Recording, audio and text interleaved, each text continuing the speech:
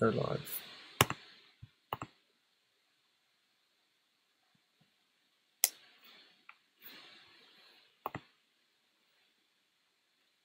You're live, good. Fantastic. Now how do I fucking find the link? Yeah. Cool. Right, so I'm gonna leave that up here.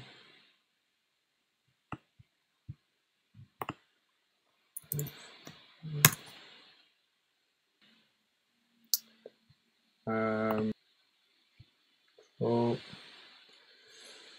Right.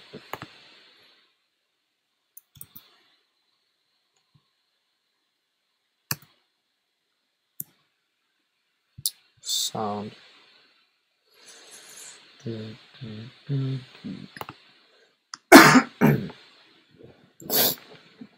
Lovely.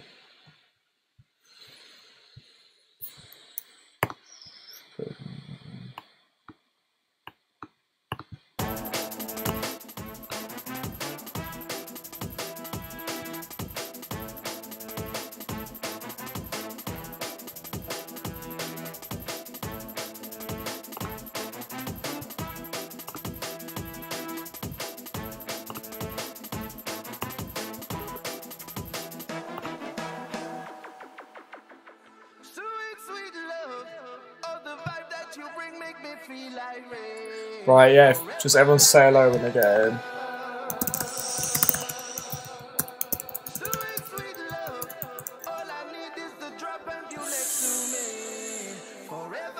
Also, anyone sound levels and stuff, be good to hear. Sounds good.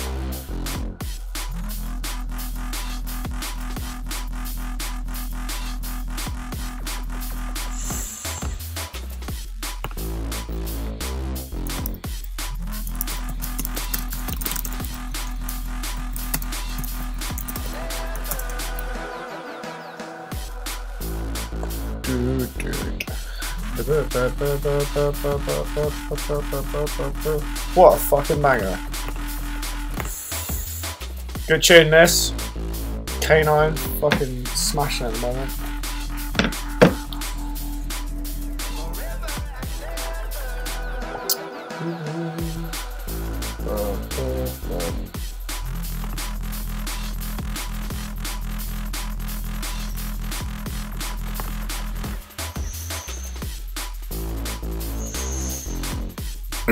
Alright, sounds fine, good.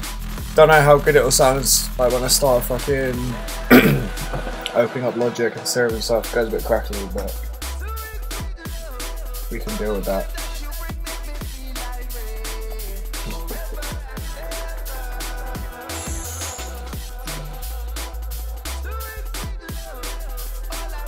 I think we've only got about 15 people this week, which is still fine, but I just want to wait until we get most people in before we start. He's Ed Basket is still at work.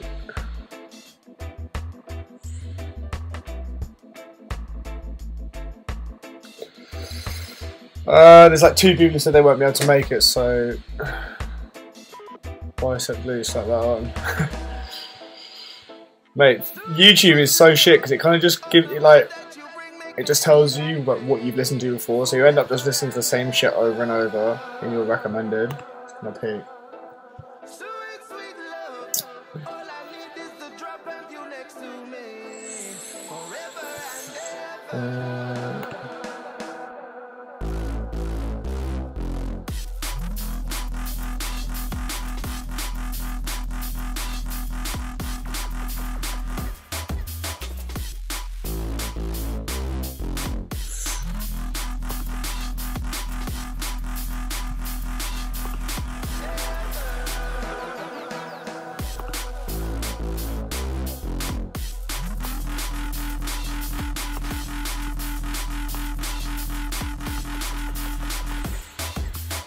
Right, 10 viewing, I mean, that's pretty good.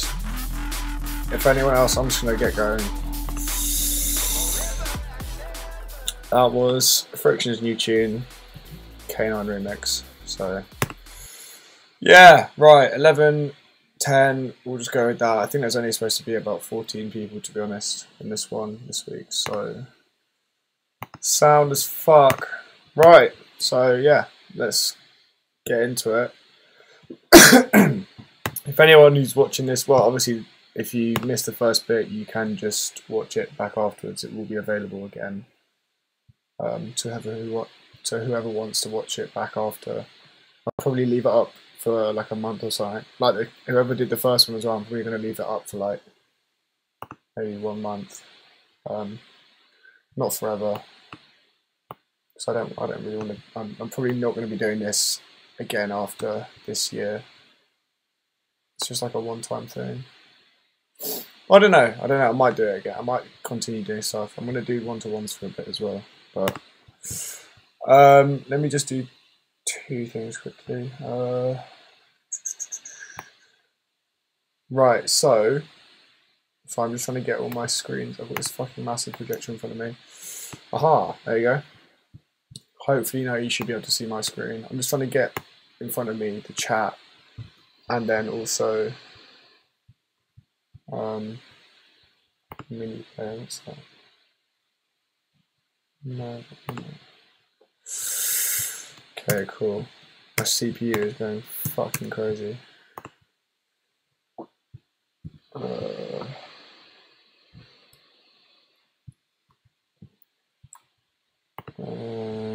Cinema mode.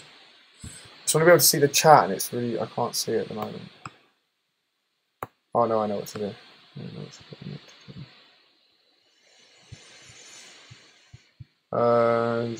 Bear with me, everyone. Sorry.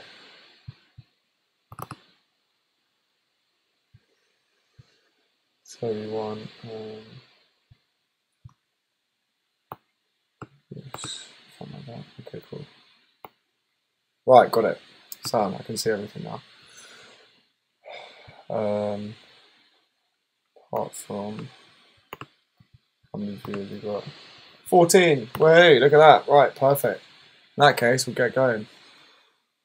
Fan noises in the background. Yeah, honestly, I'm on my laptop, so that's not going to go. I did add something when I'm not talking that you can't hear anything because I've added some like noise gate thing. But when I'm talking, yeah, I'm sorry, you're going to have to put up with that. Maybe don't use headphones, just use like monitors or speakers. Right, let's get going. So, fuck, you can't hear that. That's not coming out. Fuck's sake, what was going on there? Give me 2 seconds. Obviously, I've never done this before, like hardly done this, so I don't really know. So no one can hear that playing at the moment because I can see the audio not coming through. Output, I think I've got to do multi. Apply changes. I feel like this is going to work now. Sorry, everyone, just be patient and hopefully this works. It did last time, it's fine. Last time I did one of these, I got Logic's audio to come out fine. What's the time? Or at least it gives people time to join. Right, please work. Hey, look at that. Right, so hopefully everyone should. Is it saying it? Yeah. Yeah, so we've got some guy called Chris in this week who's actually does streaming himself. So hopefully, if there's any technicals, he will be able to sort it for us, or for me, and for all of us.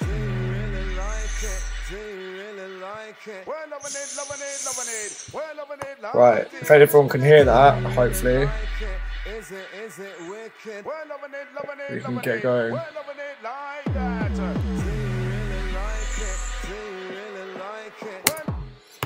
I can't tell if there's like a delay.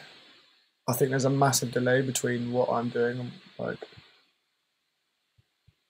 don't know how far the delay is. Right, let me just check. Okay, good. Alright, sound, let's get on with it. If everyone can hear the audio, then that's sick and we can just get going.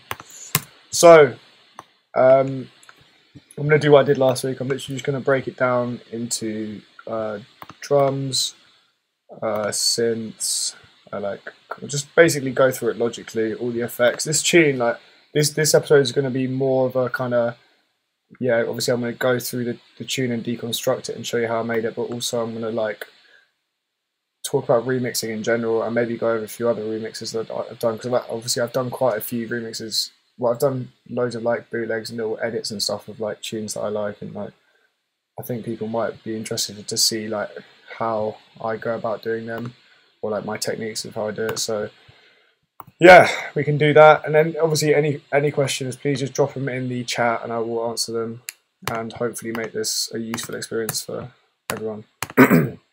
So yeah, right, so the first one, literally just a kick, go 4x4. I wanted a really easy intro, it's just an easy intro to mix in this one. So 16 bars, kick. Oh. Shit.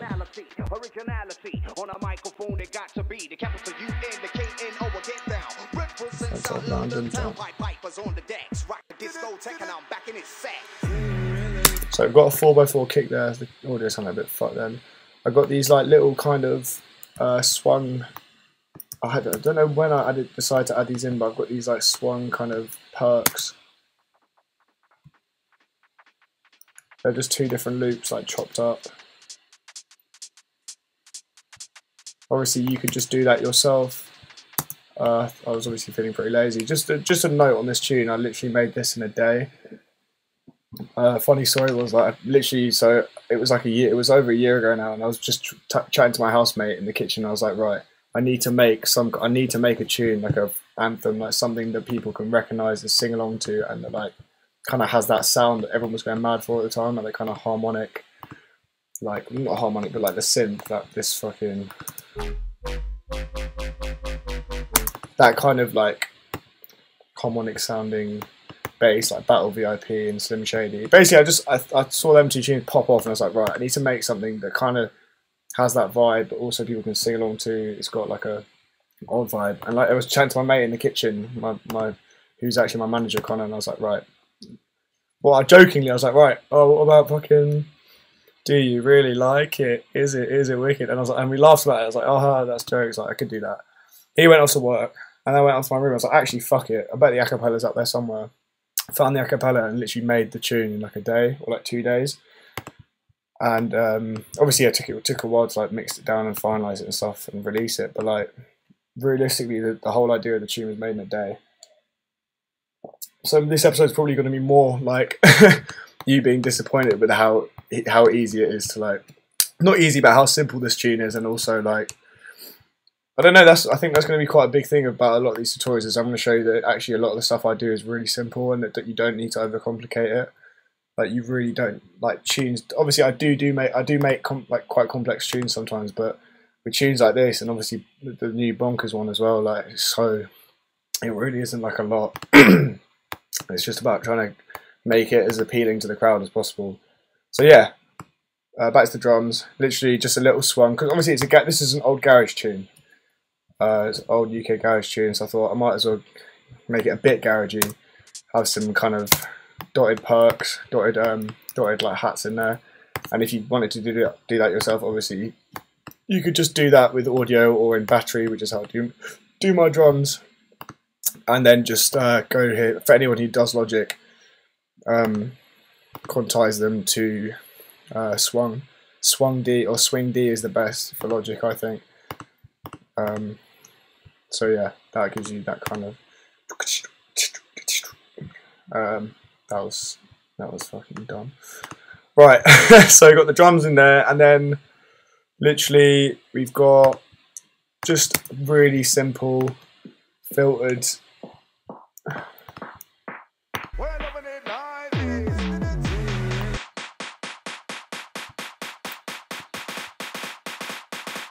so that's literally just like, it's quite a base, obviously it's quite stripped back, and that's swung as well. So this is what I'm doing here. So these are swung to, it says 16, but that's not true.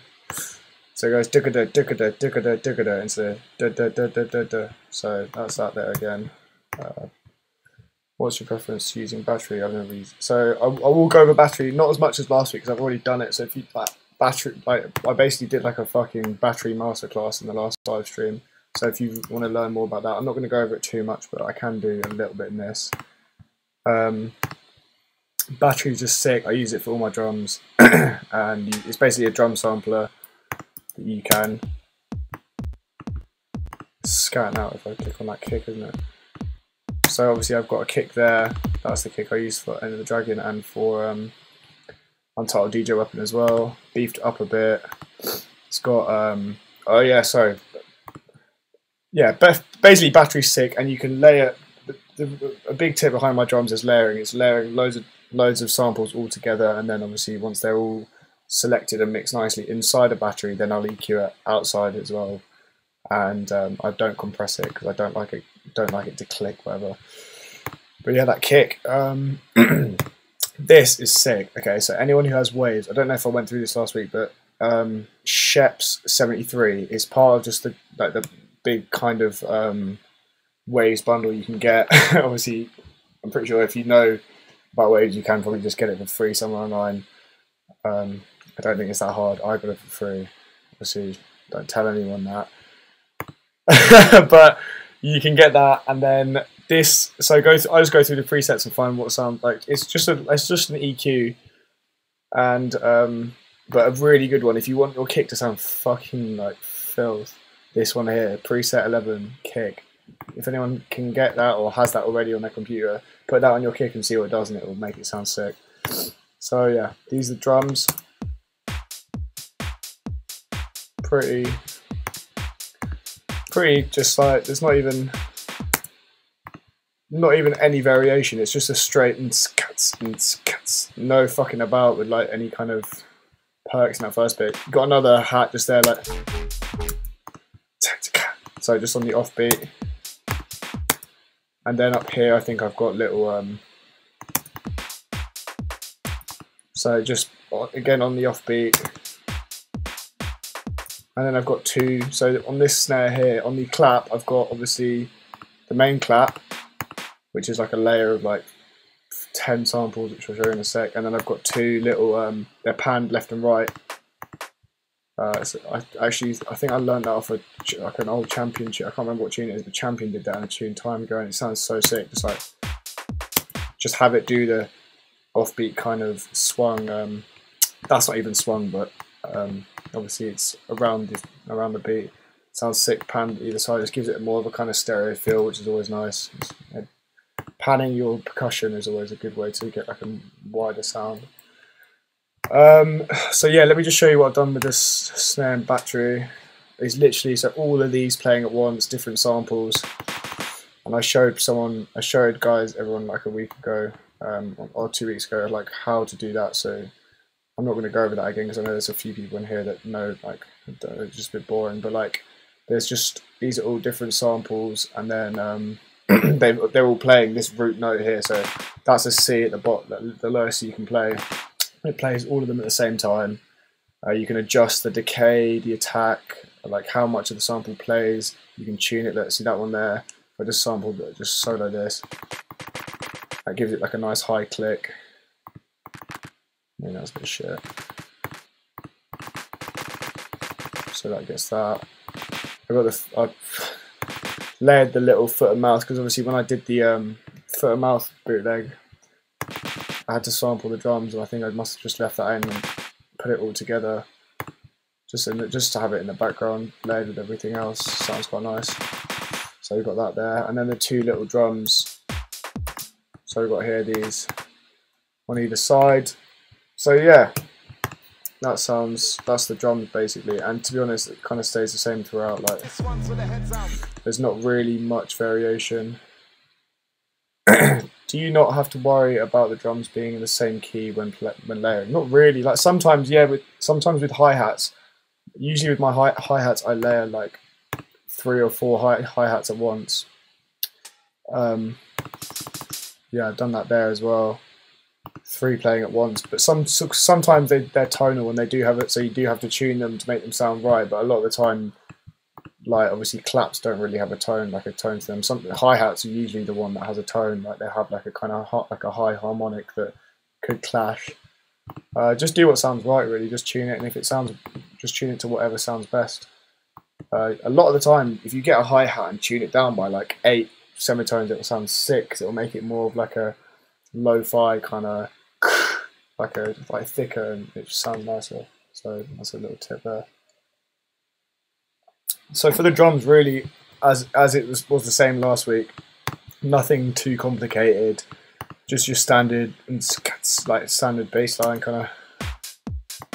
Oh, and then I think I bring in just a higher. So for the second half of the drop.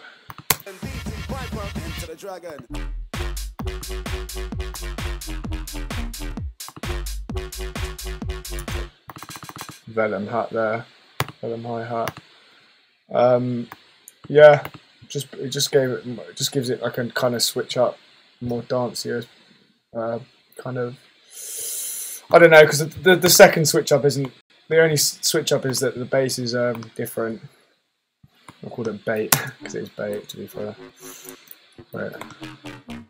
So I think that's just a semitone low. We'll go through that obviously afterwards, but in a bit. But yeah, the drum's pretty simple, same as last week. All it is really is just layering. Which tune did you break down last week? I did Clear the Space last week, and then Untitled DJ Record. Clear the Space was a good one because it's got quite a lot of stuff like going on, even though it is still quite simple. There's like a lot of stuff I could talk about, like drum processing wise and sound design, because it has like just like funky drums in it and stuff. So it's got quite a few different samples going on. So that one was really good. Right, let's do. Oh yeah, so. Then we go to. I'm just going to go down. I'm just going to literally just go down and we'll do it from there. The 808. Right. So, that is literally a sample in Kontakt. Because I didn't know how to make 808s at that point. I wasn't sure how to make them. Obviously, I can make them now in Serum. But at the time, because my mate Pete has a drum bass. Don't know if you've heard of Deadline, but he was like, "Oh, look what you can do with 808s. Like, if you sample them, you can like play 2 at once and like." Let me see if I can do it. It like wobbles. Wait. So look at that.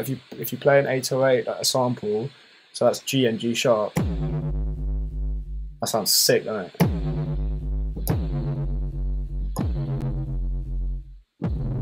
That sounds a bit fucked like that, but he was like, "Oh, look at this, you can do it," and I was like, "Oh, sick! I might try and use it." I've never used an 808 in my track before, and I think that this is the 808 in this tune kind of makes it. It's so simple, but it's like obviously the breakdown here is quite arguably the biggest part of the track.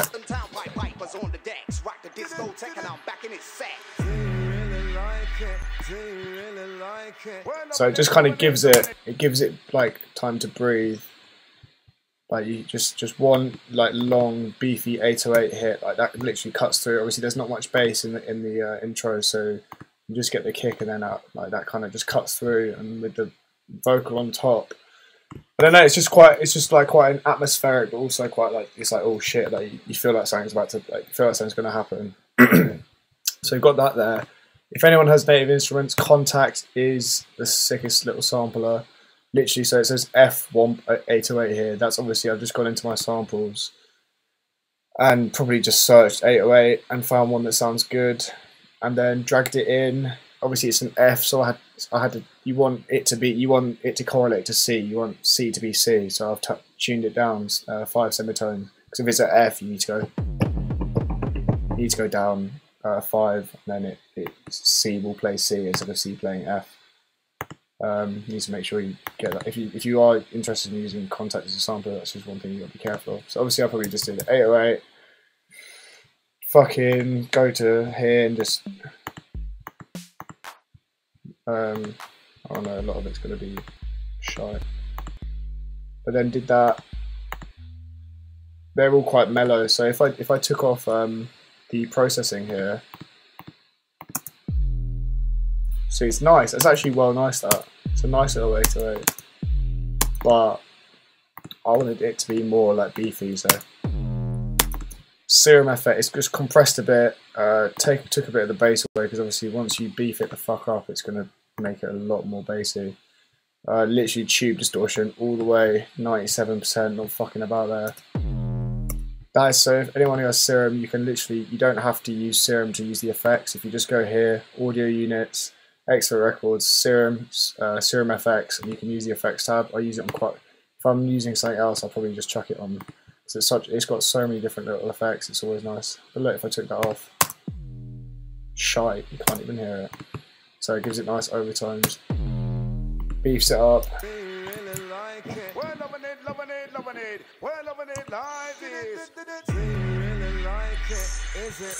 So yeah, and then you just obviously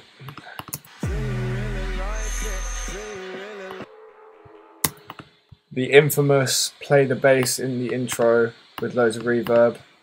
Always a classic, that. So obviously this is the main bass.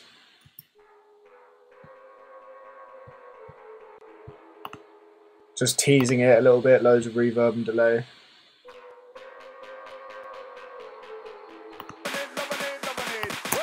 So that's all that is. Obviously that kind of, yeah, as I said, just teases the drop that's coming in. It's the only bit you hear of it. Some people go a bit over the top with like teasing the bass in the intro. Like obviously it's been done so many times, but I think it's still, you can still do it. If you do it right, you can get it like quite nice.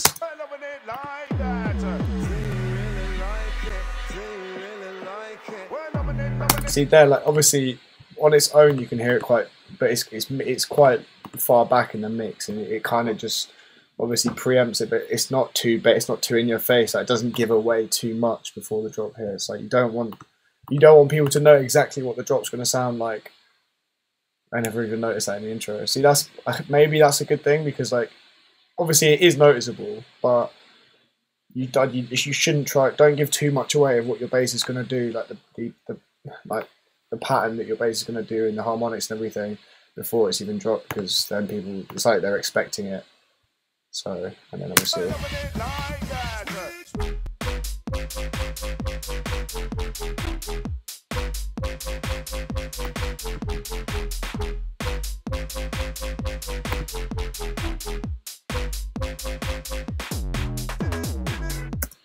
So yeah, there's that. Cool, so let's go over the effects and stuff. So this tune is not very musical at all. With a lot of my tunes, people are going to start to realise this, like, my tunes aren't very musical. I don't know, my keyboard's been broken, but it's not really an excuse, but I've only just recently bought a new MIDI keyboard. So, like, trying to make tunes without a MIDI keyboard that are musical is quite hard, obviously, but that's no excuse. But with this tune, obviously these are all just samples that I picked and found on the Splice, or just from random sample packs I've downloaded over the years. So the first one is just like this is just some weird, I don't even know what this is. It's so irrelevant. It could not be there and it would matter. It's just that. I feel like no one's even going to be able to hear that.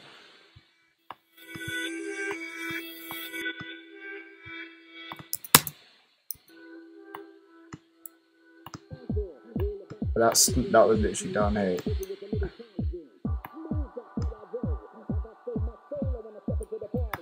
Like that's literally just in the background for the sake of it. I feel like that doesn't even matter. This is quite a big part of it. So I found this little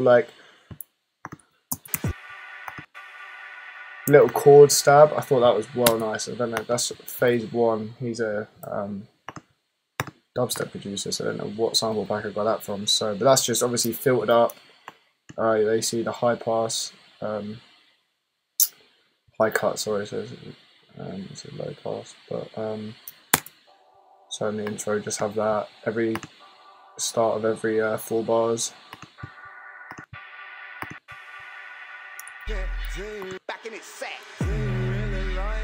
So obviously it does have a bit of musicality to it, because obviously that's like a kind of, I don't know what key that is. I don't know if it must be just E or something.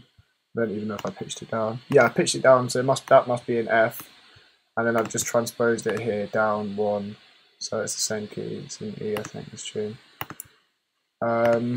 That's just got compression, EQ, delay, sound, space designer, which is reverb.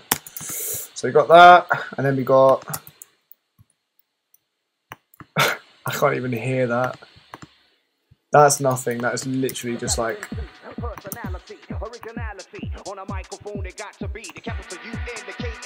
Oh yeah, that's the other thing. This kind of like a siren horn thing. So honestly, this tune, like in the intro and stuff, is just made up of these 2 samples here. So we got this one, and then this one at the same time.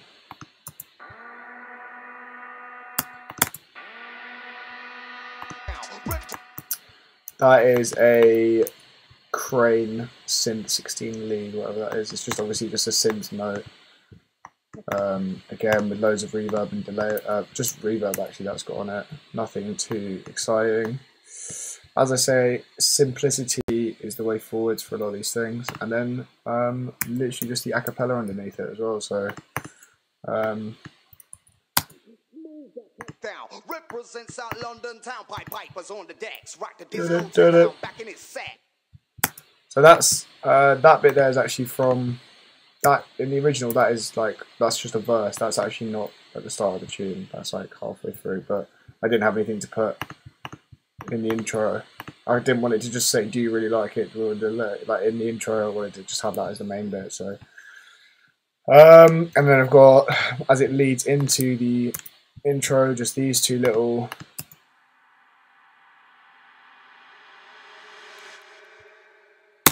So obviously that's just you can get these anywhere. That's just a reverse kind of symbol, not symbol, but like a. That's poor from me. I didn't even fade that out, so it clicks. But I should have put a little fade on the end of that. Oh no, it has a click in it anyway. Ah, so that's yeah. But you can't even hear that. I don't know why it's got so surprised by that.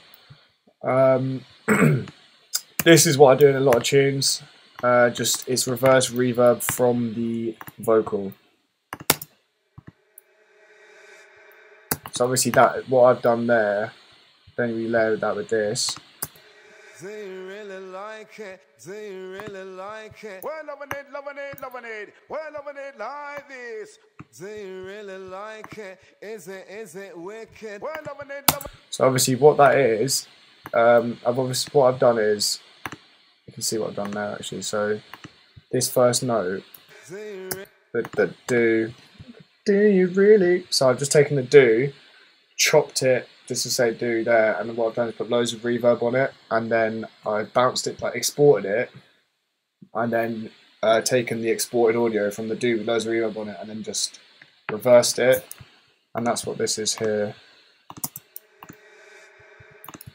So if I extended that, it would probably be like just some backwards if I took this thing off. 0. But then yeah, together it sounds just like it's the you've got the start. Pardon me, you've got the start here, and it kind of just it's like it preempts it as well. It kind of feels like a vocal's about to come. So just kind of it's like you're waiting for it to come really, and it's just a nice transition. I do it in a lot of my tunes, just reverse reverbs.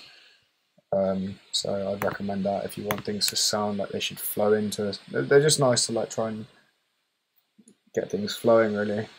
So yes, basically that's that there. This is just a oh god, I think everyone's gonna just think I'm a shit producer after this, because I literally it's all just samples kind of mixed about. But honestly, if you look at any other producer, like I can't tell you how many bass producers do like the same. Like everyone just uses samples really. Like obviously not everyone, but I don't just myself. I do try and incorporate like my own musicality into it. But it's so easy to like if you're just sitting on your on your bed or something like, and you've just got those samples to flick through, like it's so easy to just do it like that anyway. So this is just obviously if you wanted to make this, you could just That's literally just a crash with a delay, and then it's just filtered a bit, so it kind of opens up and then closes again. Like obviously, if you really wanted to make that, you could. But that just kind of, I thought that was nice. It's quite a nice sample, that.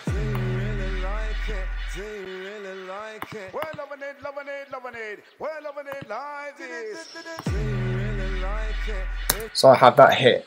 I have that hit every time with the 808 and the chord stab thing. Got a little down lifter here, Somatics. They're shy. Their samples are so dead, but I just ended up being able to torrent so many of them. So at one point, so I just did, and now I've got fucking loads. I need to get rid of them, to be honest. I hardly use them anymore, but see, that one's quite nice. That's quite a good little down lifter. Listen.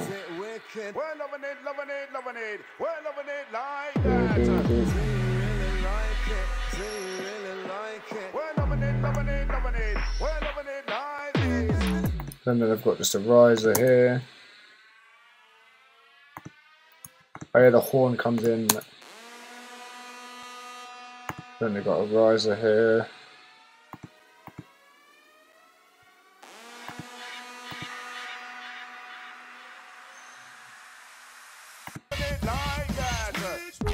Cool. So literally, it is a simple tune, but honestly, it just shows you that you really don't need to go mad to make like a tune that people like just go like this. Tune obviously was one of my biggest tune, and I made it in a day and made it entirely basically out of samples and one bass or like two different basses.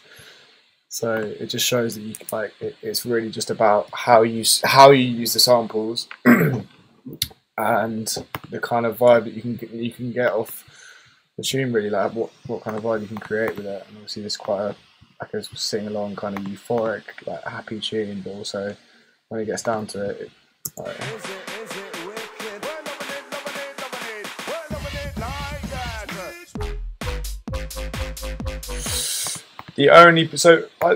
obviously this is a bootleg, but if I took away the acapella, it would literally be my own tune. Like obviously there's debate I've seen before about people being like, oh, if you use an acapella, like it just makes it a bootleg instantly. But I mean, you could that would kind of make like half the tunes ever created, like, or not ever created, but like it would make a lot of people's tunes who said they're original into bootlegs. Like this, obviously, I'm not claiming anything. It's not my tune. Like I use an acapella from a fucking old garage tune, but if you took that away, it would just be an original tune with an acapella over the top.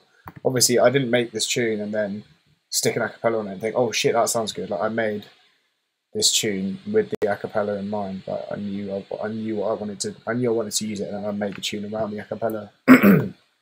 But the only thing, which leads me on to this, the only thing I used from the original tune was this fucking sick little before it drops in to the chorus in the original.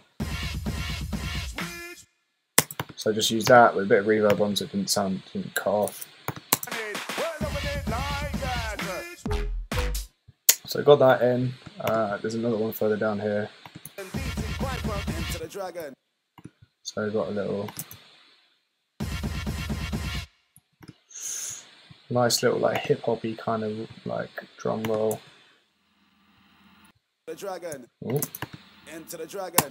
And that's actually so that Enter the Dragon sample there is from right at the start of the tune. So that's how the original starts. Wait. Enter the dragon. It's such a good tune. But yeah, so obviously that's just in this. That's like the second bit. That's like the second fill before the. Enter the dragon. I don't know. I needed it to say Enter the Dragon somewhere in the tune, I feel. So that was the perfect place to have that, I think. Otherwise, I feel like people might not even have any idea what was going on. Especially as I have some people asking me for IDs on like Kid Cudi Day and Night. Like sometimes, I don't know. I feel I'm not even old, man. I'm like 21, and I feel like some people are like just don't have a clue about like past tunes or anything. So learn your histories, learn your roots as well. I'll show I haven't looked at the chat recently. Bit of an amateur question, but how do you know how loud to put each sample? Are you playing it completely by ear? That is literally, so obviously that is mixing. Essentially, is how loud you have each element of the tune. I would literally just say, yeah, you play it by ear. You've got to have an understanding of how things should sound in your ears. So great ways to just do that is listen to music over and over, like hours and hours of tunes, and see where producers put everything, like how loud they have everything. Like for me, but it's different for each producer. Like I like to have my basses quite. I like to have I like to have everything kind of cut through in its own way, and like a lot of producers kind of have everything merged into one. So like that they have their kick and the snare and the hi hat and the bass. It all just feels like one kind of sound, instead of like what I try and do. A lot of my tunes is have the kick here, the snare here, the hi hat here, and then the bass is like on top. So it all kind of has their own space, and that obviously is like how I think about it when it comes to mix down. But that's obviously what it is. Basically, you're saying how loud each sample should be is the mix down. Basically, listen to tunes of your favorite producers and see where they put things in their mix down, how loud they have their drums, how loud the samples are compared to the drums. Obviously, you want the vocals. The main things you want the vocal to be louder than everything. You want that to cut through, because that's the main bit. Like you couldn't have that. You couldn't have the 808 like fucking. Obviously, that's what it makes, so it's not going to work. But obviously, just listen to tunes and just use them as reference for how loud you should have your own stuff. Yeah, minus 10 dB is a good thing to work. Like that's. See, I didn't even know that. Well, obviously, I haven't got that here, but having things at about your channels at around minus 10 dB is a good start. Like have things, bring everything down, because you don't want to be redlining. Like you want your mix to,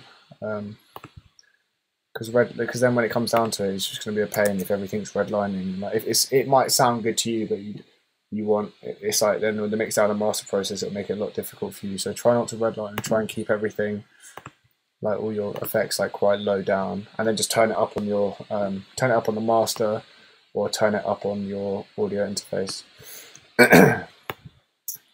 So yeah, if anyone has any other questions, please let me know. We had so many more last time. I feel like everyone's just sitting and listening to me ramble on. So if you have anything you want to hear me talk about, please just let me know. So obviously, yeah, we've got the acapella here, and then this little. That's not even part of that bit. That's just I don't even know whereabouts in the tune that's from.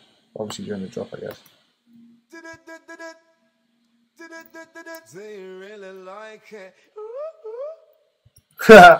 I forgot.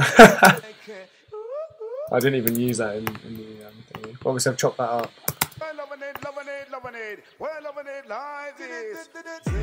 It was like a nice little fill, and it's quite like a nice transient little fill.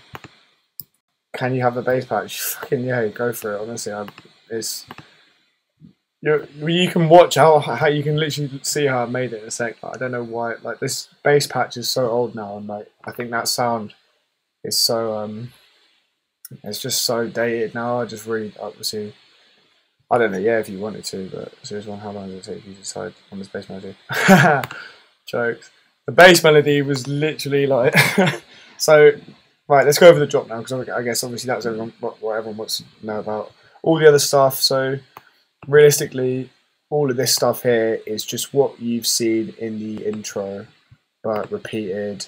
Maybe there's a few other little bits, like risers and stuff, but apart from that, it's just all in different orders, all put together. Like usually everything I use in the intro I'll just use throughout the track in different orders, so it doesn't sound exactly the same, but also because it keeps it sounding, it gives it continuity, I guess. The bass patch is, yeah, so let's do that.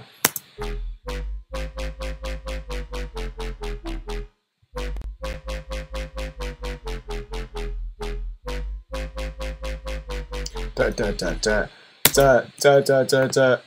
So Just literally as I do with all of my patches, you've got the sub underneath it. I do that with every single tune I make. I have a dedicated sub layer.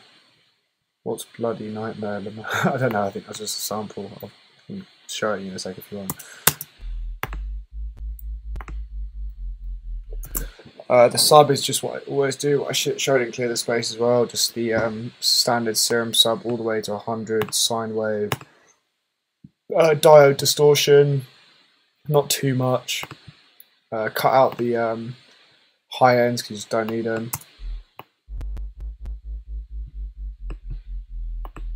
And yeah, that obviously just follows the melody line. So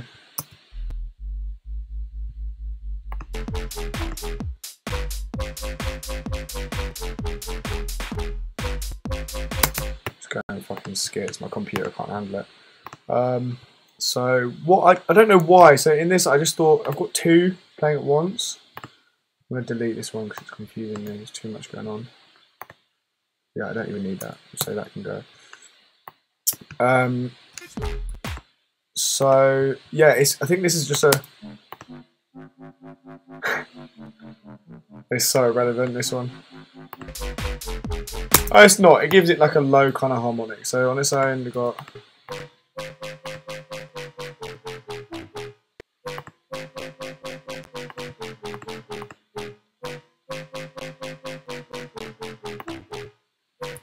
So yeah, it's like that. It's got two different patches going on. The low one is just shit, but it gives it like a kind of like it gives it like some middle, some like resonance and like some more of a, like a lower sound. But so the melody. Oh shit! I think I must have just pressed E. I don't know. Oh no! Obviously, I knew it started on E, so I was like, right, the first note has to be E.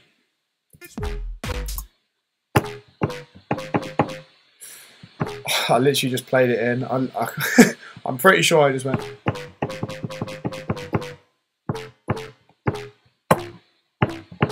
Yeah, it's so simple.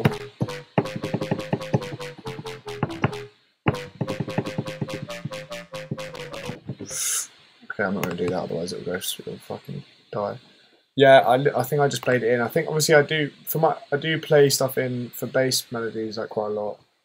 With my keyboard, I must have had a keyboard at the time because yeah, I'm pretty sure I did actually play it in.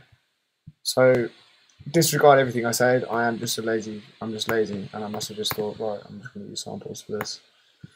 It didn't need anything more. It didn't need any other like, it didn't need anything more to be added to it. It didn't need anything to. It didn't need to be a musical tune really. It just needed to have like a few samples scattered about. Like obviously, it's quite a sparse tune, so it didn't need me to like. Start trying to make melodies and stuff over it. Like obviously it's not a melodic kind of. Didn't need it, so I didn't do it. But yeah, I think actually I did play this in. I don't know. I literally just just get a bass patch and fuck about with the keyboard and see what sounds good. Right, so this I remember this is the same as the Clear the Space stream as well. I literally caused an effect here. At the time when I made this, I literally just. I just tried to make the Battle VIP bass and then try and make it my own in a way. I wanted those harmonics. So that look, anyone can make this. I don't know where wobble is, but that is literally just a sine wave. It's obviously two oscillators going on. Smooth square. Everyone knows by now from the last stream if they were here that I love my my Massive wavetables. These are the wavetables from Massive that you can import into Serum. So I'll just use them. Oh, my back fucking kills.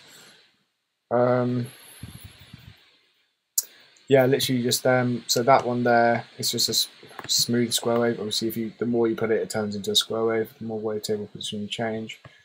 The LFO is just a wompy kind of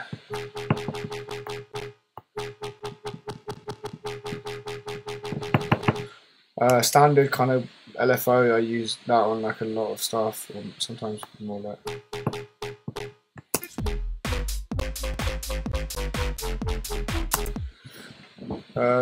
That's doing that on both oscillators, so they're both turned up. So that's the volume of both of them. FM there. Don't even need that. It's not even.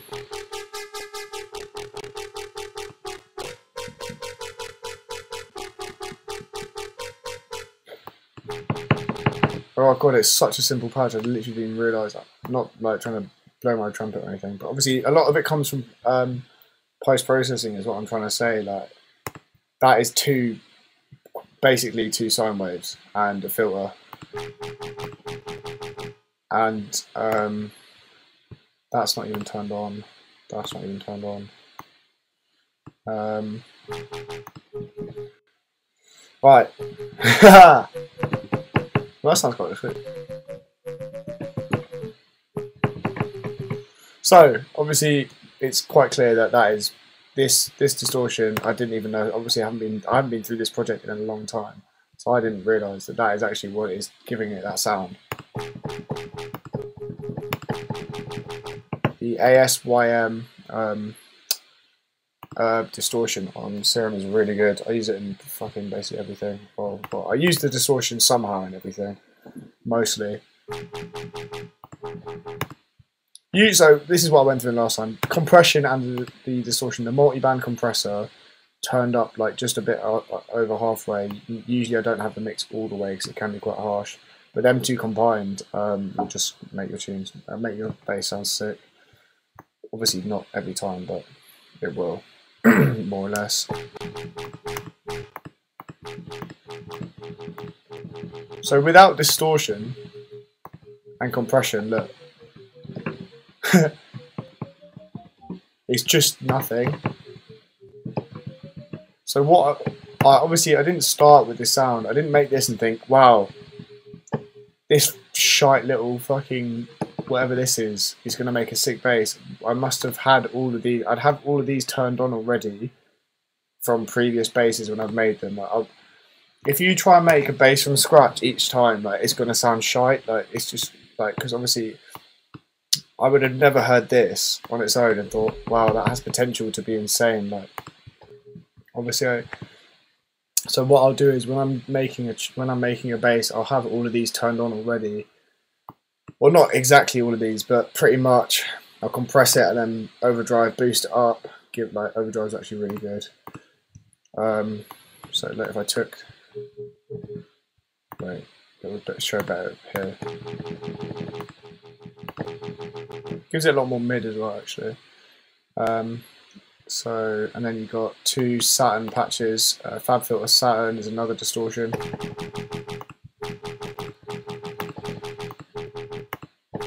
This one is the one that does most of the damage, and you can boost all the high end on it. It's literally a combination of 4 different distortion plugins, 2 compressors, and an EQ. The phaser does add quite a little harmonic, a little bit. You can't really notice it. Comb filter gives it that rattle, that kind of. I went through this in the last one. Comb filters are sick.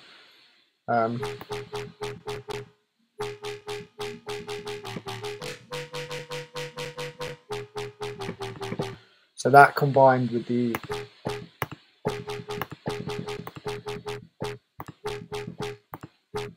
so you can see that sounds really dry without it. Doesn't sound bad as such, but gives it a nice little rattle at the end of it.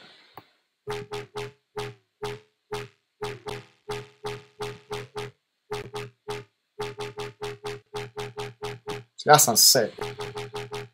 The comb filter can give you some really cool like harmonics, so I'd advise playing around with that and playing with the cutoff and the resonance and the mix, and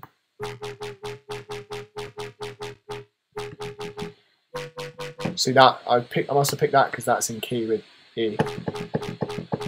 The resonance of that cutoff, and then with this as well.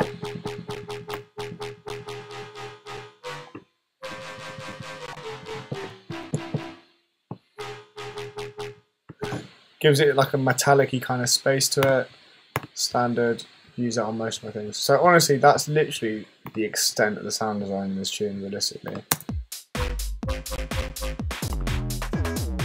And then I've got the 808 back again here. I think it's the same patch, but I think I must have I've duplicated it because I think maybe this one's got more side. I think this one's probably side chained and maybe beefed up a little bit.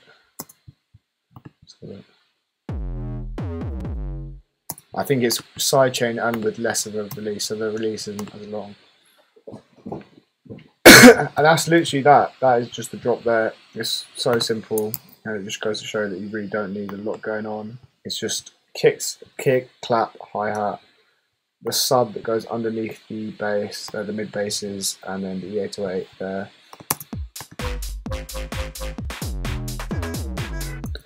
And then I've got that again, the did-it from the intro, just to fill it out a little bit. And then a little kind of chord stab here, I think, as well. A little kind of hip hoppy, just to fill it out.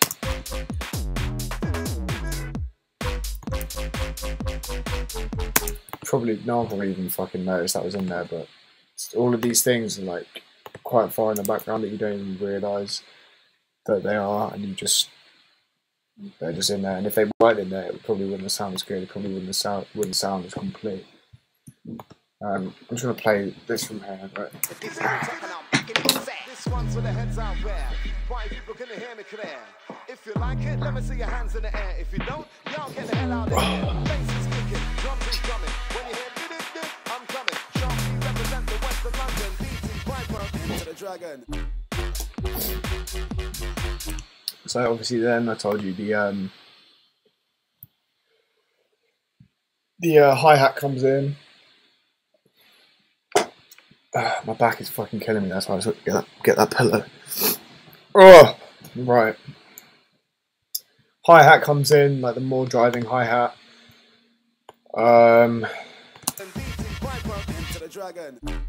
Little Into the Dragon sample. The first kick isn't there, so it kind of like. So it doesn't sound right actually. It sounds nice. It kind of just having the bass on its own, and then the kick come in straight after.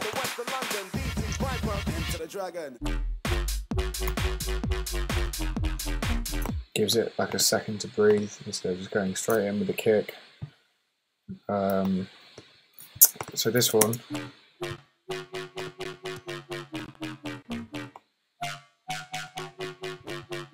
So what that is it is instead of it being 3/4.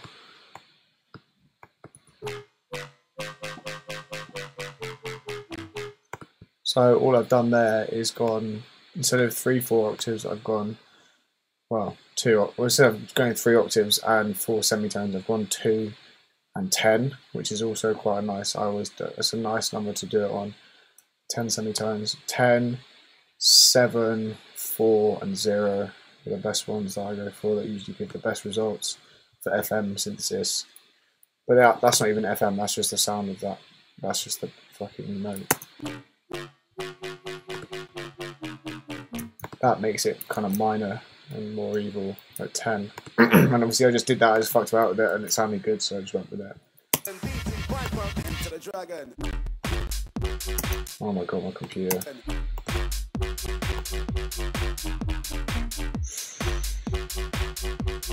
And then I think here brought in the dotted perks again from the start.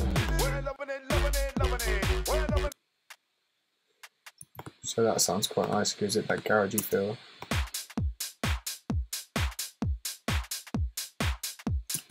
And then obviously that with the we're loving it, loving it, loving it.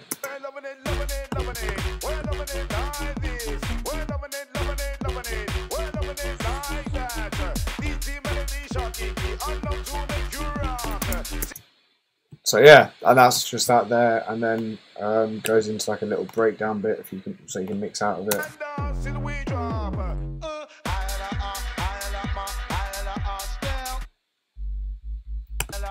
So all that is there is just a few of the bits from the intro on top of the sub.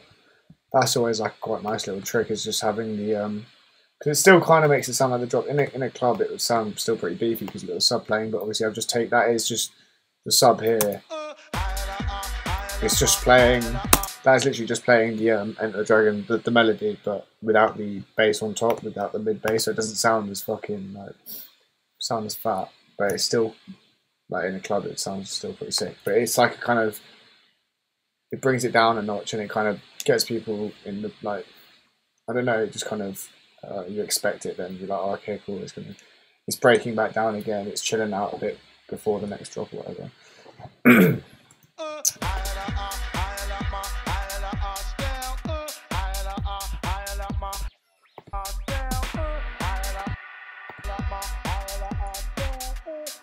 And then back again, so just the little alarm thing, the chord stab, the reverb on the vocal, and the just reverse sweep back into the same again, and then it repeats, and then it goes into the same drop again.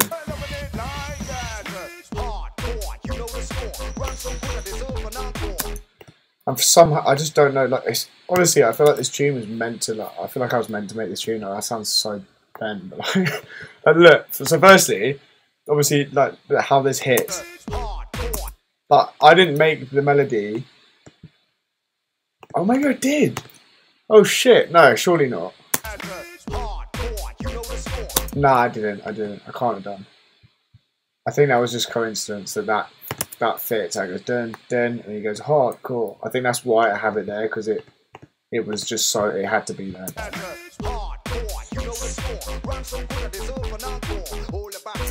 So yeah, I think that's why I did that. I needed the second drop to be different anyway, so I just put the acapella over it, and I don't think anyone plays that bit apart from DJ Zinc. I've never heard anyone else play it. He plays both drops, and he always like chucks that bit in. And sometimes I think he just plays that bit on its own. Fuck knows. But yeah, just the acapella over the top.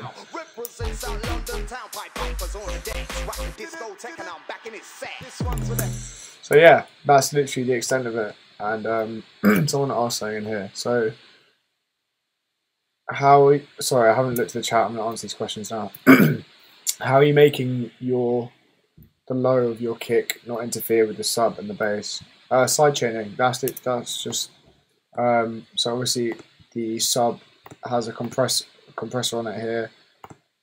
Not that one, the other one. So it's got one compressor that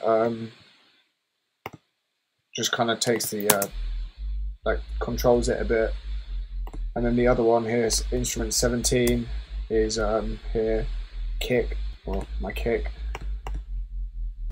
So look, obviously you can see it ducking only ever so slightly. The kick here will, you can see on the graph it's just ducking the sub. That's the sub wave, like the volume of it there, and the kick just hits and ducks it every time. So that's how you get that to just not interfere. So that's the only thing I ever sidechain is my sub to my kick, because those are like the lowest. And also a good way to do what I cut most of my kicks around 40. I usually do it actually these days at about 47, 46, because you just don't need, unless you're making a tune where you want a sub, like a kick to really be bassy, like you don't need that much low end on your kick. It's like from about 45, like this bit here is where the frequency that you want for a kick, like the kind of low mid. You don't really want it to be subby. Like I don't personally.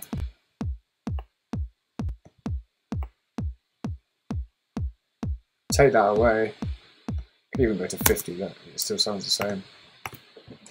But yeah, take those low frequencies away and it will sound better low end mixing wise. Do you literally just use the DAW effects, or is it worth getting a sound shit soundwise? So me personally, I really do.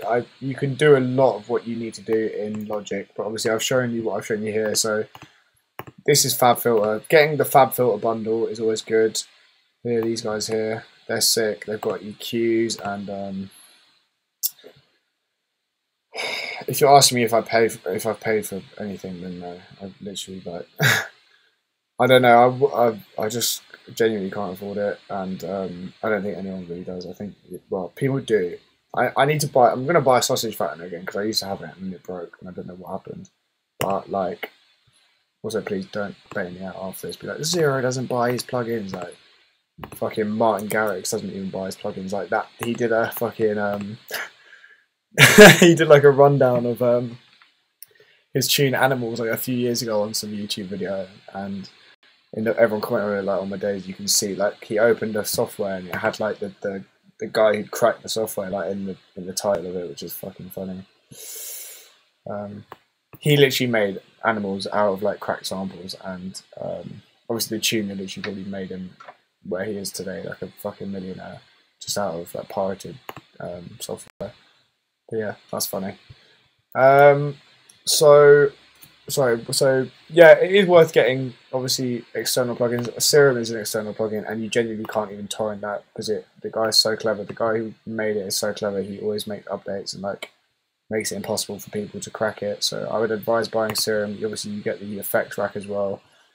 Get FabFilter if you can. Get Waves. Apart from that, I don't really have much. iZotope, yeah, iZotope's sick. That's what I use for mastering, and a few other bits as well. But iZotope trash. Oh yeah, I use this on a lot as well.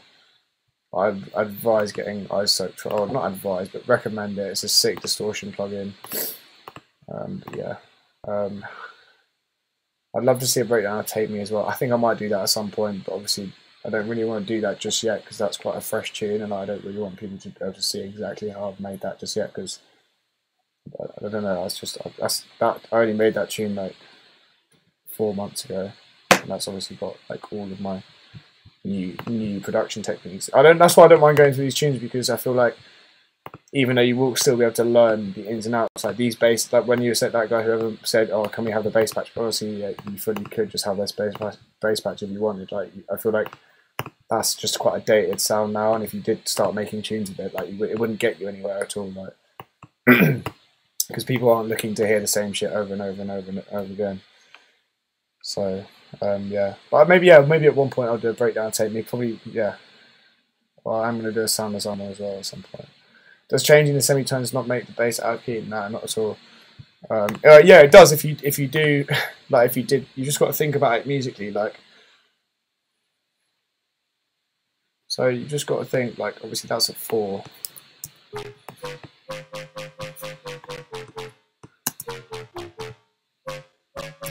So sometimes, yeah, like what?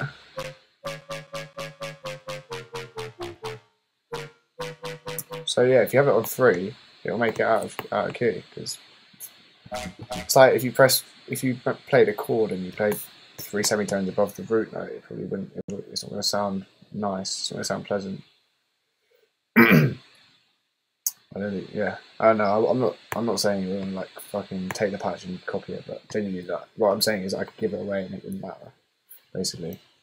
But yeah, if you just experiment, because some people I'm like, I remember when I first learned. See that even sounds.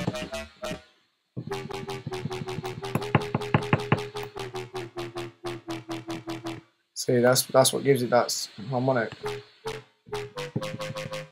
If I didn't have that, it'd be.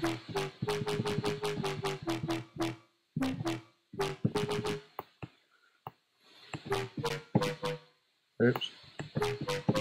So yeah, play around with the semitones with FM as well, and you will find yourself making some nice sounding and unique sounding bass sounds. Serum is great first. Yeah. Can pay about £10. Oh yeah, you can get on Splice for £10 a month if you're interested. So yeah, could do some merging of a Confession S tuner. Yeah, mate. Yeah, that'd be smart. I've made a new Confession tune. Actually, like a tune that I've sent to Confession that is a lot more housey. Like, obviously, when I released Take Me on Confession, there was bare people who were like, "What the fuck is this doing on Confession?" And like, Confession isn't the bass line or the shit. I was like, "Shut the fuck up!" Like, imagine if a label, like if that label's getting a bit boring at the moment, because all they do is release like G house kind of tunes, and like if a label just sticks to releasing the same shit over and over, then how is it ever going to evolve or develop or get new fans? Like, so all the people that, I don't know, I feel like Confession has a kind of similar fan base to UKF. Like, people just expect one sound, and if they don't get it, they're like, man, like this is shit. Like, what's this doing here? Like, What do you mean? What's this doing here? Like any tune should have like should be able to be on, and not any tune, but like I don't know. I think like Confession of Release bassy stuff before, like so. But yeah, I made a tune that I might play at the end. To be fair, see what people think. It's like a kind of G housey, not G house, like a kind of jacking house, like weird dark jacking house thing. It's got like some Italian vocal over it. So I'm gassed with it. It's a bit different to my usual stuff as well. But yeah, right. So basically, I want people to now put in the chat what they want me to talk about. If they've any got any more questions, obviously this I might go over. Okay, right. I'm gonna say, put in the chat now if there's another remix you want me to go over, like another bootleg or remix I've done in the past. If you want me to break down how I've made it, or like just go over like a few remix tips of how I've done it, because obviously with this tune, like it is pretty simple, and I pretty much have just deconstructed the whole thing. There's not really much more to it now of like what I could talk about. So let me know, and if people don't mind, then I'll just choose myself. And yeah, let's see what I can do.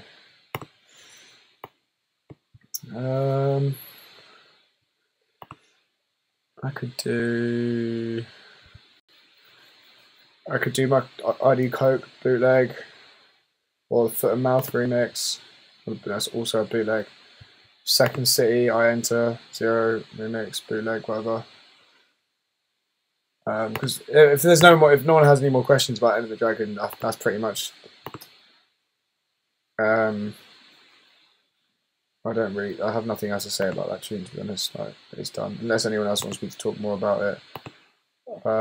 But yeah, I could just go through something else if people wanted me to, and then I could talk about like how I've done it. Any input on your bonkers, people just want to know what inspired it. I don't know if I could even go like. Fuck it, why not? I mean, what? I'm not going to show like the sound design and stuff, obviously, but. Wait, was that a Kill the Noise Matt Zoe remix? I Enter would be sick. No, Kill the Noise. I did a remix of it's a bootleg of Kill the Noise and Feed Me ID Coke. I don't know that. So everyone's heard this, but if not, then.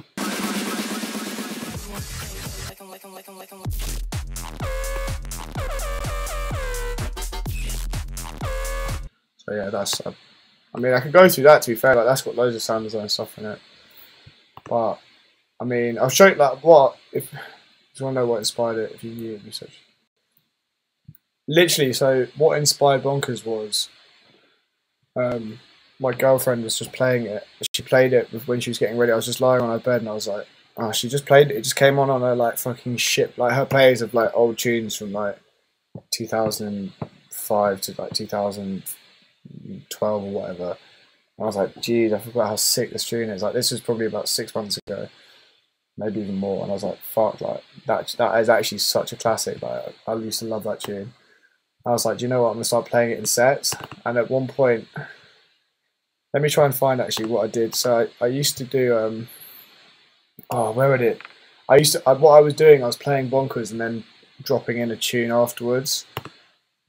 Wait, I'm gonna try and find it quickly because it's so sick. Like, I can't remember who the guy was who sent me the tune, sent me the video. But in Huddersfield, it was the best reaction I've ever had to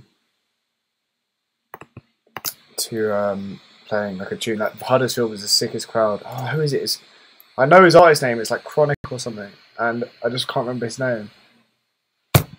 Is it James? Oh fuck! What's the guy's name? Wait, I do that. It's spelled like that.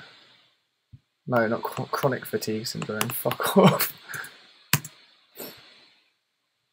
Oh, I thought. Tom Harrison. There you go. I hope you're not in this, otherwise I feel really bad. I Enter would be really good. Okay, I do I Enter. Wait, let me just try and see if I can find this video. Just okay,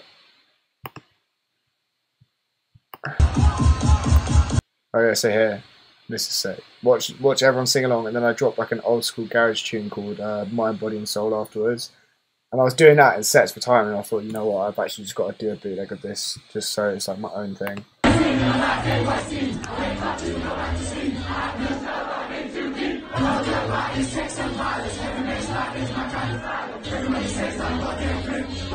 It's so sick.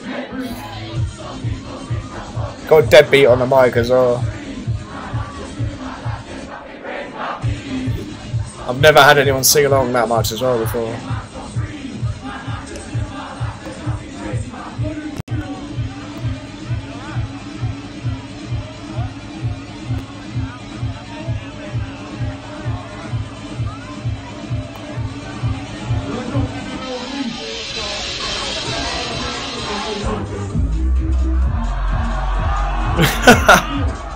That gets me so gassed every time. Fucking love that.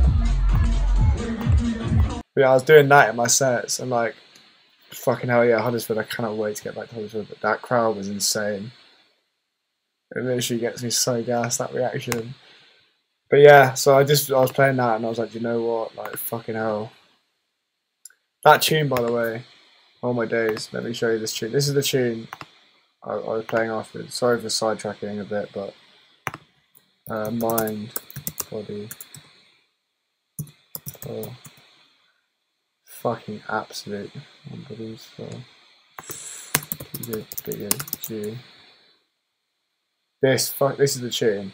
Wait, I don't want that to be too loud.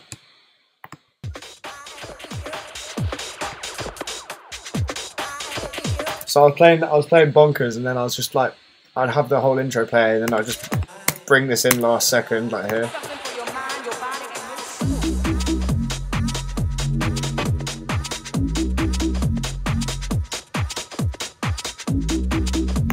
And that was, I still actually, I'm not gonna lie, like I prefer to do that because it's more technical. Instead of just pressing like mixing in a tune and then letting the drop play like that, I had to like mix in Bonkers and then think about it on the spot and when to bring it in and like when to cue it and then bring it in last second. And it was more satisfying because in the intro, in this bit here, you can't really, like, it's so hard to mix this in because it's just like effects.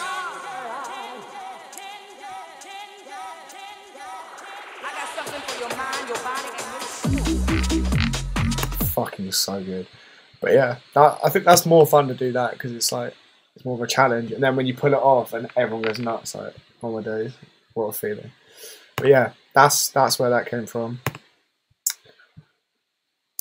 Oh, see, look, this is literally the same. This is Bonkers here. It's literally the same as Enter the Dragon.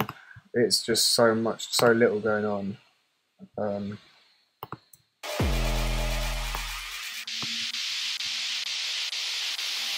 Bonkers.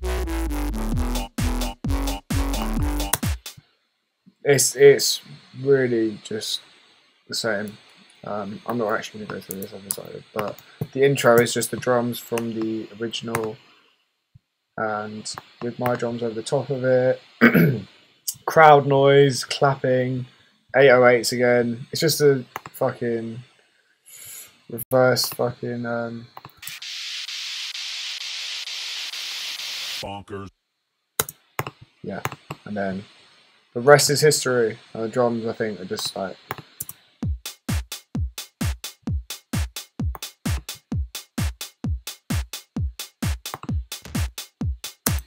yeah, nothing too crazy. Pretty much the same as on the Dragon, really. That's just, you don't need to make like an anthem like that. You really just don't need. I think it's all about a catchy melody.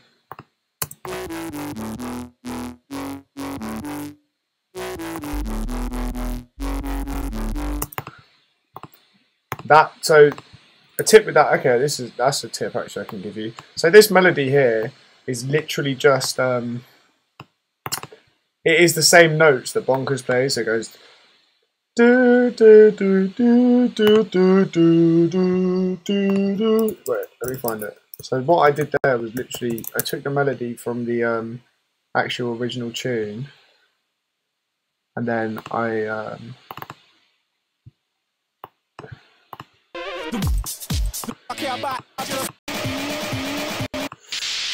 Bonkers.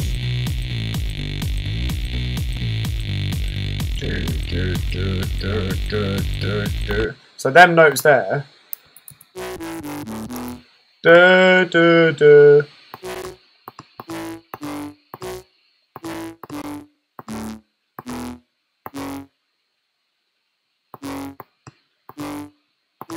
That's what the original bass in Bonkers plays, but it's just that. So that's why it I think that's why it sounds like it works so well, because this melody is just that, but mixed up.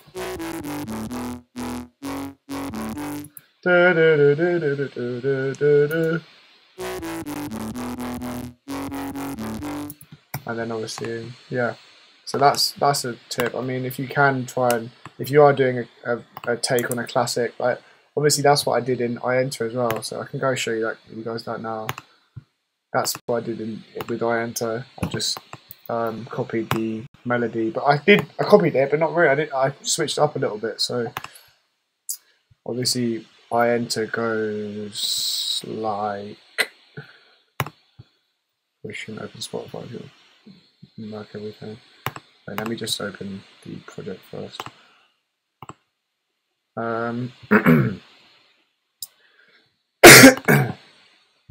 Hopefully, I think I went through this with Jack Hopkinson the other day, so it should all load up properly.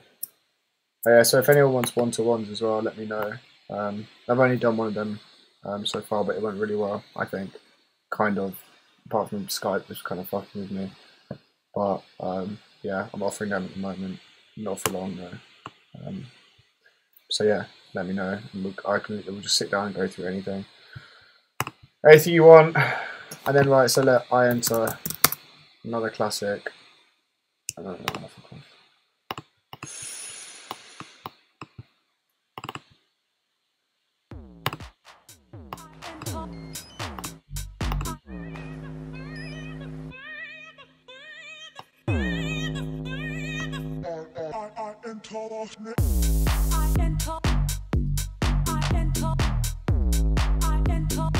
So it goes dun dun dun dun dun dun dun dun dun dun dun dun dun dun dun dun dun, just on repeat. So that's literally what I did, but with one of my basses and switched it up a little bit. Instead of going down the second time, so like instead of going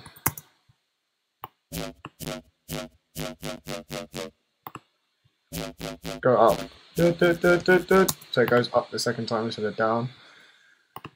Gives it some variation, I guess.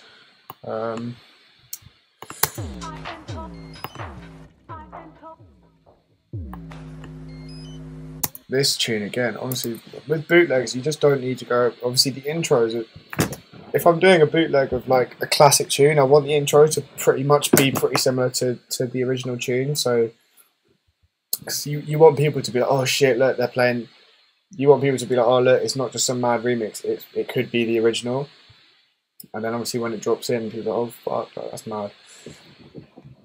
So the intro, it really isn't much going on. Like just a few rises, effects and stuff. Instead of having just in the original, it only has 4 bars and then it drops.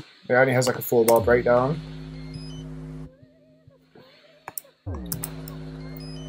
Obviously I added. So if I mute this,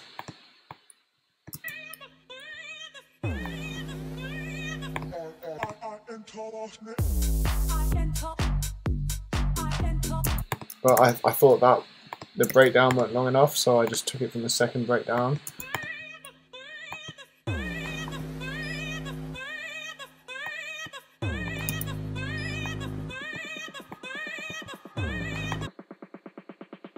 Little snare build up.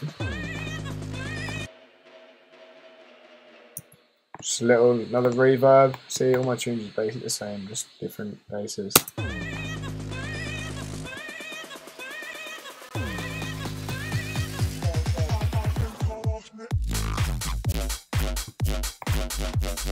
Oh, that's why that sounds so shite.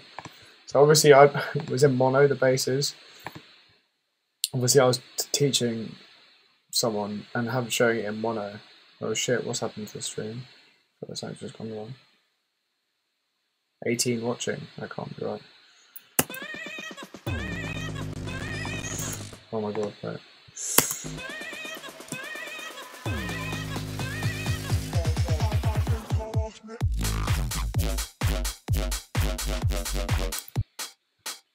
Fuck's sake, I've obviously fucked about.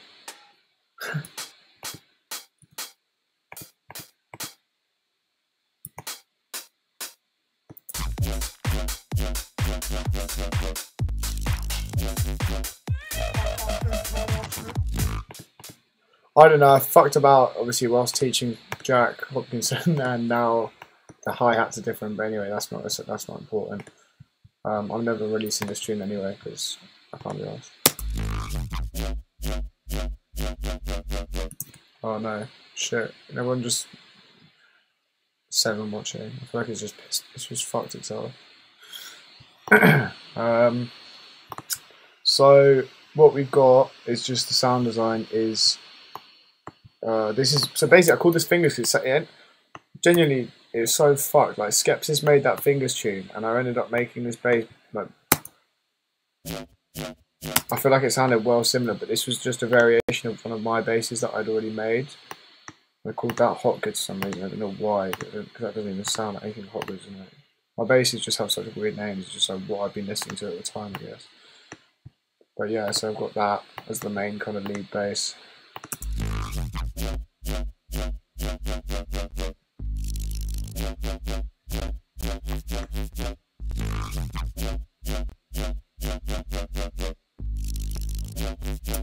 Fuck, I shouldn't have. I basically saved loads of stuff I didn't want to. I'm going to have to revert this. Okay, I'm going to stop doing things. For some reason I decided to like fuck around loads with it and then save it, and so now it's not the same. Because I have a habit of just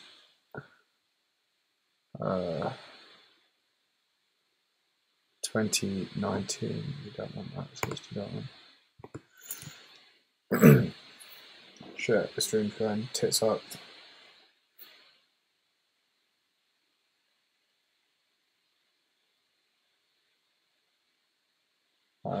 I don't know what's going on here. I hope everyone can hear me. I'm just going to revert to like an old thing because otherwise no one's going to be able to fucking hear it how it should sound because I've changed loads of stuff accidentally.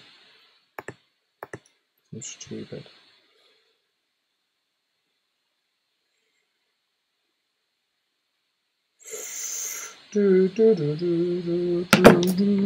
Eight watching. I don't know what's going on. I don't know why it's gone so shit. Okay. Hello, somebody. Okay. 10 watching. Okay.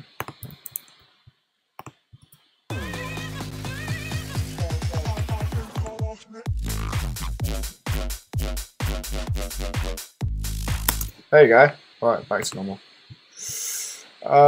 So fuck it, let's go over the sound design on this bass here. If you want to find out, you want to learn a little bit of this one.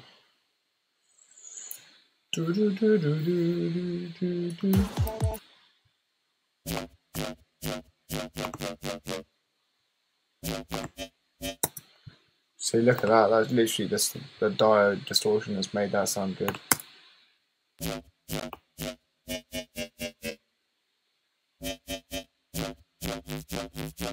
Maxed out all the way, basically. Multi-band compression. So that'd be quite a nice little like low-key bass if you took that off.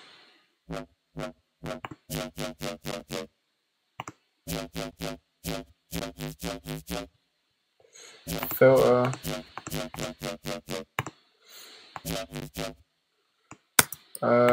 Yeah, it's just it's got the FM going on there. This bass here, this drift is just from one of these. I think maybe one of these Cymatics ones. I got some new wavetables of Claybook the other day. Actually, I haven't used them yet. Maybe I should make something. Running a DO over each CPU resources. It does, especially when you're just using a laptop, so it goes a bit skit. But my little trusty laptop's doing alright, to be fair.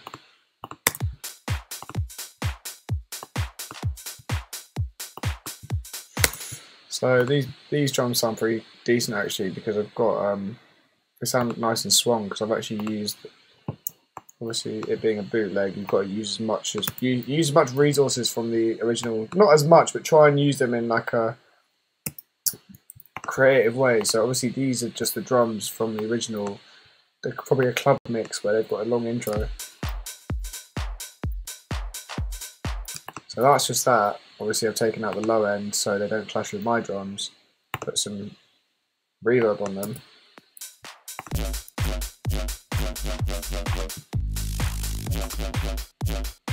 See, without it, it sounds shit.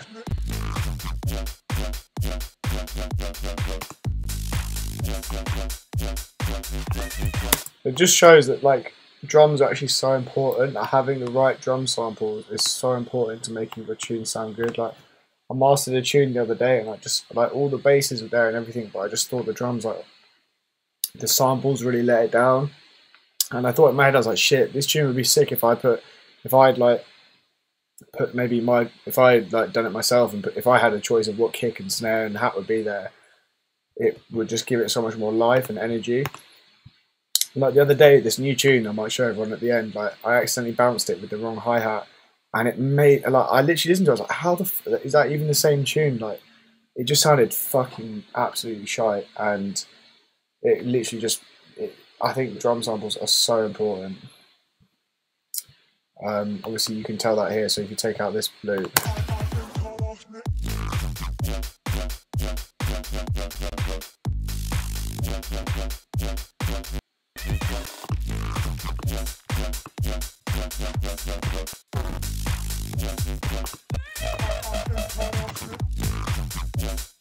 so we got that. Obviously this would be a sub underneath it, as I do in all my tunes, just playing all the notes. So obviously so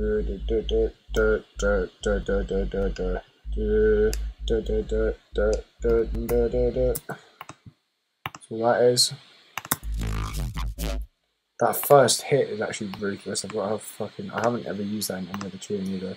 That's just two things going on at once. So I've got two basses. Got that obviously with a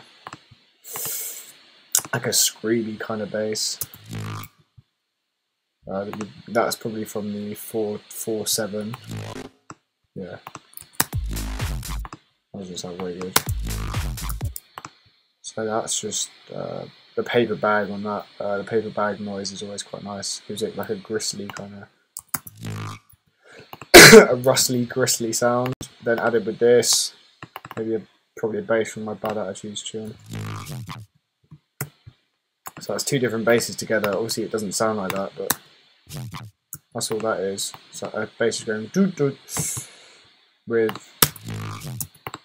that. So yeah, sometimes that's quite a cool thing to do. Like instead of just having the first beat have the one bass on it, obviously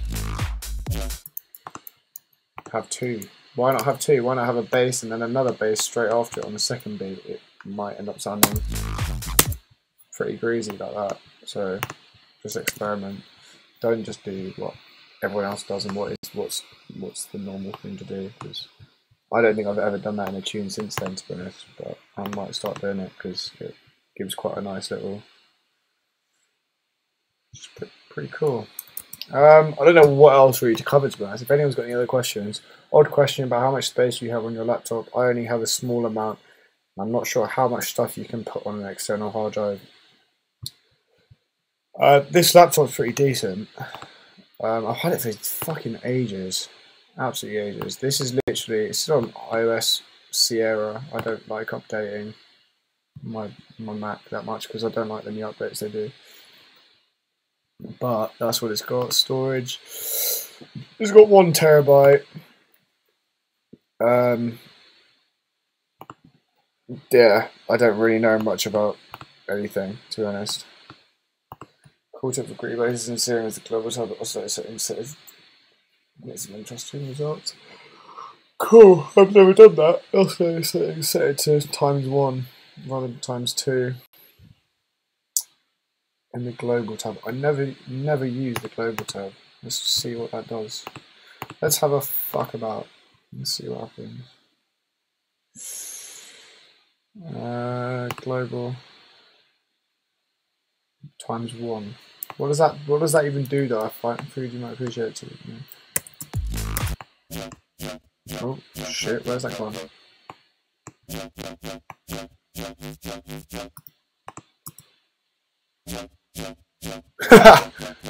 Nice. Yeah, that really just transformed that base into a complete monster. No, I don't know why that didn't do I don't know why that didn't do anything. Maybe for some bases it does something, but I don't know what. I don't know what happened there. I never look at any of this. It kind of scares me. I don't really want to get involved with it. Preferences, default waveform, piano keys hidden by default. So this is always useful to go through stuff like this. Unison. Yeah, this all just kind of scares me a bit. This fucking page even more so. Like, what the fuck? I don't know. I don't want to get involved with that. I just know how to do this and this. I don't want to fucking complicate it. If anyone has any other questions, please get them in now. I mean, probably going to do like 10 more minutes to be honest. There's not really much else that I can go through. If they just give me your questions. Likes better on some than others. Yeah, I guess it must. The reason I didn't release this tune is I've never made a second drop.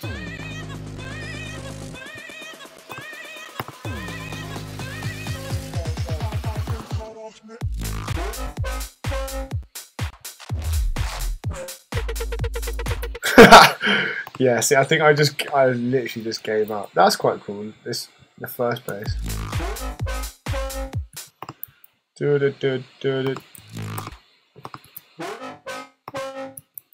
That's sick. See, I've never used that in any other tune. Ooh. Whoa. That's fucking fire.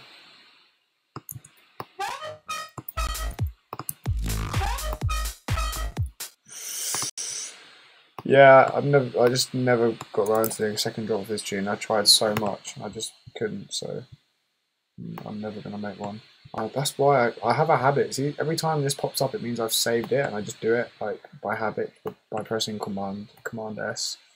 So that's probably why when I go through these tunes, they don't sound the same because I've gone through them again and saved things I didn't want to save.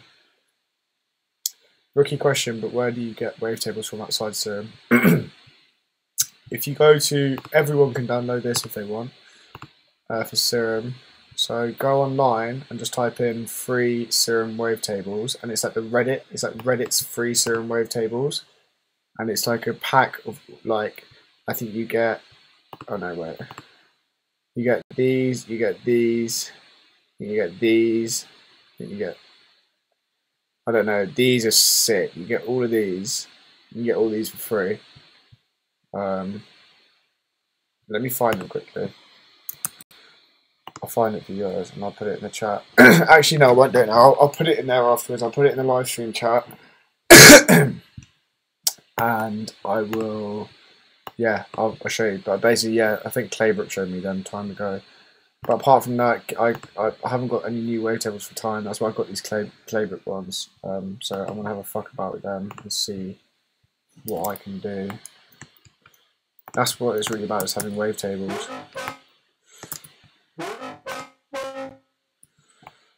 So yeah, okay, so what's going on here? Let's just have a little fuck about.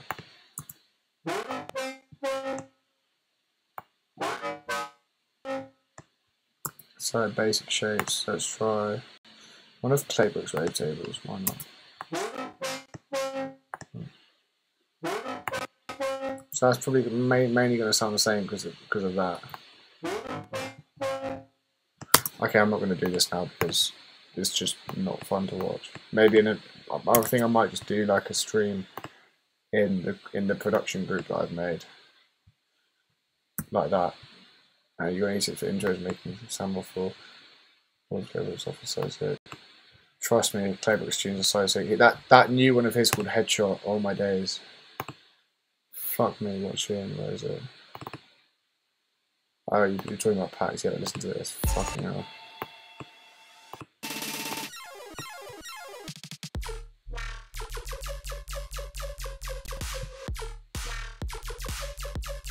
So good. Probably shouldn't show people's dubs on there, but yeah. I mean, there's videos about tuning everywhere, to be fair, so you can go find that. Yeah, the Claybrooks are done.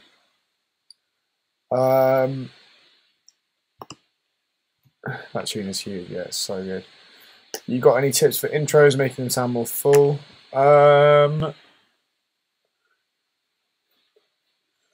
So for intros, just like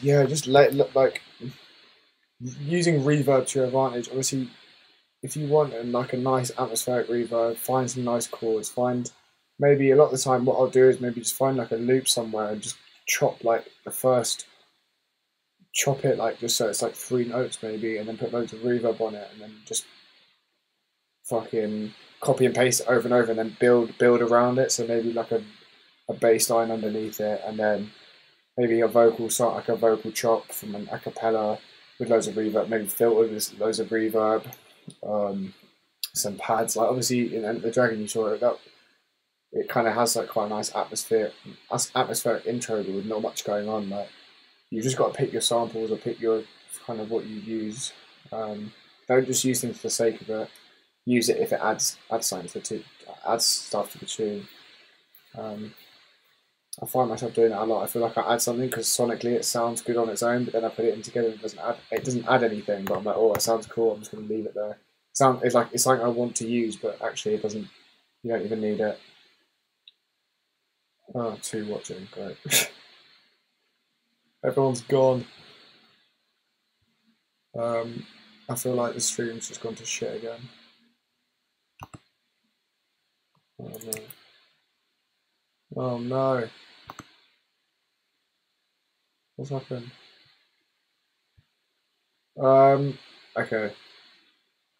I think I'm probably just gonna have to wrap this up, to be honest now. It's not really any point. If people have to keep refreshing stuff, I think everyone's joining again. Don't think I use enough samples, to be honest. Only samples I use are FX samples. Yeah, I mean, FX samples are sick. That's usually what I use. I just use like loads of weird little FX samples. I mean, I think we might as well just stop this now, to be honest. I think the 5-6 people, like, I don't want it to keep on cutting out. Yeah, cheers guys, thanks for tuning in. It's been sick again. I'm probably not going to do another one of these now for like a month or so. I don't know. I'll let everyone know in that group that I've made for it. Okay, right. What I'm going to do is going to show you this new tune quickly, and then I'm going to put once I end, I'm gonna put it in the fuck, I can't speak. I'm gonna find that Wavetables link and then put it in that chat, because fucking it's really useful, and there's loads of free Wavetables and I use them for a lot of my sound design. So yeah, this is that tune I was talking about earlier, the Confession one. I'm only gonna play a little bit of it, but it's like brand new. Let's go.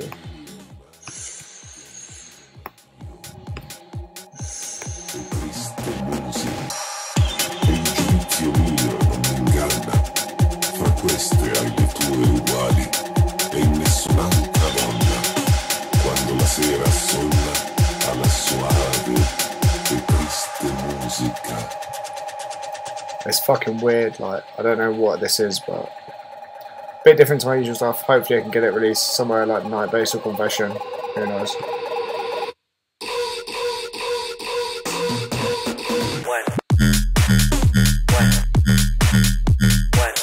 Oh, fuck's sake! Everyone's left again.